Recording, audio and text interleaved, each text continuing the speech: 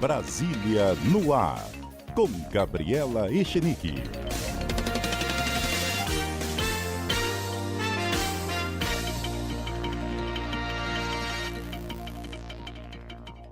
Hora de conversar com a Gabriela Echenique, Brasília no ar. Gabriela, vamos falar hoje de emendas parlamentares que neste ano atingiram um valor tristemente histórico, Gabi. Atingiram, viu, Cássia? Muito bom dia para você Bom novamente, dia. bom dia para todos os ouvintes. O governo desembolsou o maior valor da história em emendas neste ano de 2025, viu, Cássia? Até 31 de dezembro foram gastos 31 bilhões e meio de reais, um recorde da história do Brasil. Em 2024, o valor tinha sido um pouco parecido, mas menor, de 31 bilhões de reais pagos.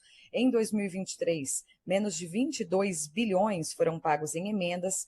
E em 2022, ano eleitoral, que costuma ser um ano com muita liberação de emenda parlamentar, o governo tinha desembolsado 17 bilhões de reais. Portanto, um aumento significativo de desembolso de emendas neste ano de 2025. Inclusive, se a gente olha na última década, Cássia, ou seja, desde 2015, o valor só vem aumentando, mas essa proporção é cada vez maior, principalmente no governo Lula. Só a título de comparação, em 2019, que foi o primeiro ano do governo Bolsonaro, foram pagos pouco mais de 5 bilhões de reais em emendas. Em 2020, o valor triplicou, chegando a 16 bilhões de reais. Foi quando a gente tomou conhecimento do chamado orçamento secreto por parlamentares, que muito se falou, inclusive, que depois foi proibido pelo Supremo Tribunal Federal.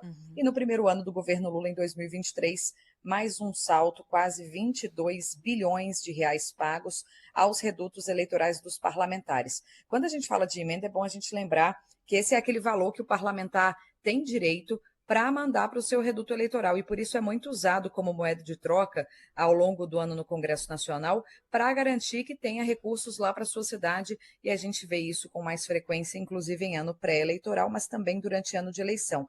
E aí, só para fechar aqui esses dados que eu compilei no sistema de orçamento do governo federal, apesar de o governo ter pago 31 bilhões de reais em emendas, ele separou para pagar, ou seja, ele empenhou 47 bilhões de reais. Quando a gente fala em empenho, significa que esse dinheiro já está reservado para ser gasto, mas ainda não foi efetivamente pago. O orçamento de 2025, que é aquele aprovado no ano anterior, previa 50 bilhões de reais em emenda, esse valor foi reduzido ao longo do ano, chegou ao total de 48 bilhões de reais. Então, quando o governo empenha 47 dos 48 bilhões, é um claro aceno ao Congresso, porque ele está separando aí 97% de todo o valor destinado aos parlamentares, pagou menos, mas já empenhou grande parte desse valor. A gente já percebe aí um aceno claro aos parlamentares, principalmente nessa reta final de ano, aliás, no Natal e principalmente na semana de Ano Novo. Mais dinheiro ainda foi liberado aí para os redutos eleitorais dos parlamentares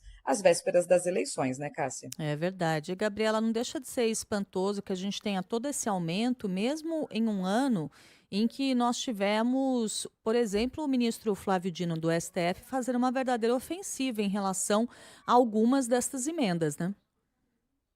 Pois é, o Flávio Dino tem comandado, inclusive, várias operações da Polícia Federal contra essas emendas. A gente lembra que ele colocou fim às chamadas emendas PIX, que são aquelas de repasse direto para os estados e municípios, que não tinham sequer transparência, né, inclusive. Por isso, houve aí essa ofensiva do Supremo Tribunal Federal. Mas, mesmo assim, os parlamentares deram um jeito de encontrar uma brecha para garantir muito dinheiro para repassar os redutos eleitorais. Parte disso, Cássia, é por conta dessa atitude que veio acontecendo do Supremo Tribunal Federal nos últimos meses, mas principalmente nos últimos 2 anos.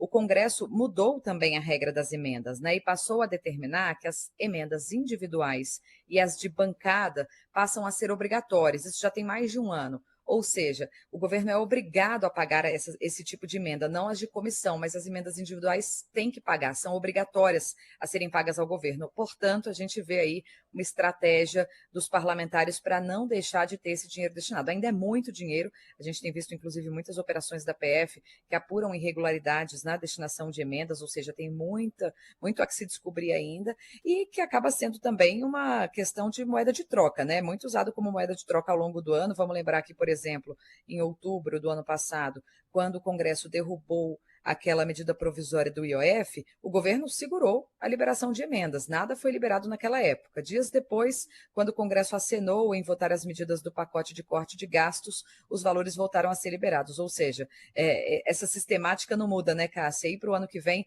é de se esperar, inclusive, que se aumente ainda mais o repasse de emendas em ano eleitoral, viu? É verdade. Isso que eu ia te perguntar exatamente. Nesse ano eleitoral, o céu é o limite, aparentemente, em relação às emendas, né?